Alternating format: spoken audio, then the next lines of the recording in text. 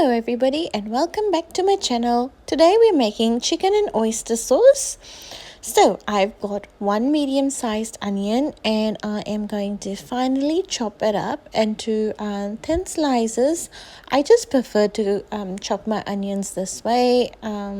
If you're a big onion lover, you can use one large onion as well. I just prefer to use one medium-sized onion.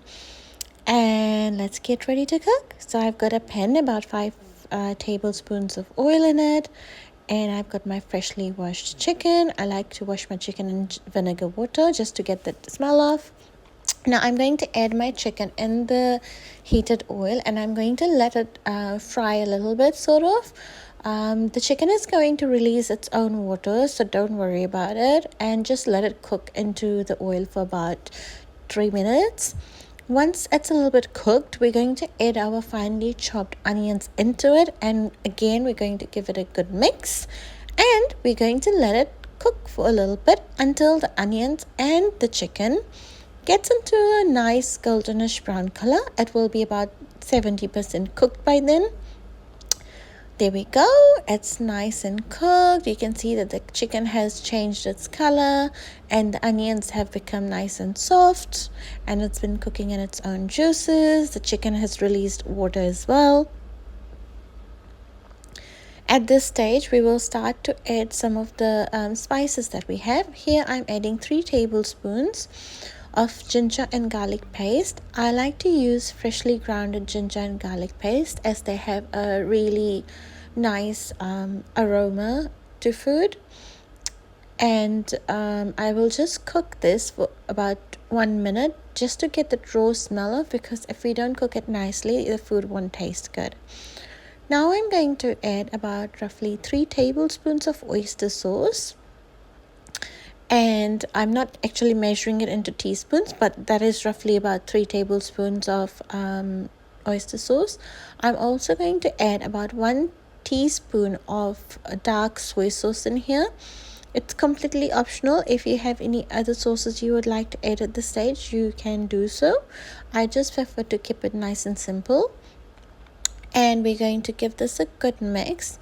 And we're going to let it cook for about 2 minutes just so the sauces get marinated into the chicken, and we get a nice gravy out of this. So we'll just leave it for 1 minute to cook. Now you can see that the chicken is nicely cooked. It's almost there. So at this stage, what I will do is I will add some more spices in it. I'm going to use half a teaspoon of laal Kashmiri mirch. At this stage, you can add any chopped chilies you have, chili flakes or any other chilies you want to. I'm using laal Kashmiri mirch as my kids are going to eat too, and this is not too spicy, and it gives the chicken a really nice color and flavor and aroma as well. Now, I'm going to add about half a teaspoon of black pepper as well, and then we're going to give it a good stir, and I'm going to add some salt. I normally love to use Himalayan pink salt, the one that looks like pebbles, but at this stage I didn't have any, so I'm just using the normal iodized salt. The Himalayan salt is really nice. I feel like it gives a really nice taste to food, and it's quite healthy apparently anyway. Now I'm going to add 1 teaspoon of coriander powder, and then I will add 1 teaspoon of cumin powder in this, and then we're going to give this a good mix just so that all the spices get mixed with the gravy. Now I haven't added any water up till now. The chicken has been releasing its own water and it's been cooking in its own water as well.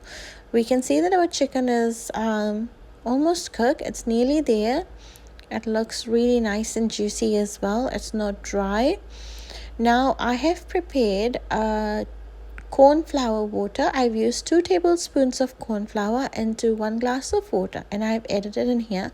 I'm so sorry I forgot to shoot that part, but I have added in here, and it makes the gravy go thicker, juicier, and it just gives that restaurant style texture and taste, isn't it? That's what we want. We're going to let it simmer on the stove on a low heat for about 2 minutes, and then we're going to turn the stove off. I'm adding some coriander leaves in here. I love the coriander leaves. It gives a really nice aroma and taste to the food.